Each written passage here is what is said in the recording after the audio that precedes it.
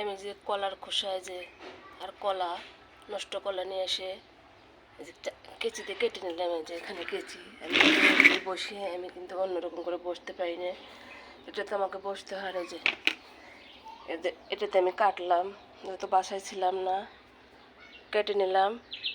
আর এই যে এই পানিটা এখন ঢেলে দেবো এখানে। পানিটা ঢেলে দিয়ে সুন্দর করে আমি মিক্স করে রাখবো। যেহেতু গাছের খাবার আছে, যেগুলো আমার বাসায় আছে গাছের জন্য করে, ওগুলো আজকে দিয়ে দেবো, যেহেতু বাসায় ছিলাম না। আর বর্ষাকালে আমরা দিতেও পারতেছি না লিকুইড খাবারগুলো গাছে।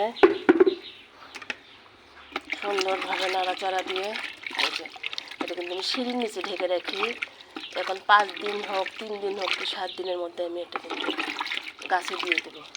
আর পানির মধ্যে দিব না, কিন্তু এখন নাড়াচাড়া দিয়ে দিয়ে রাখবো। সবাই ভালো থাকেন, সুস্থ থাকেন। আল্লাহ।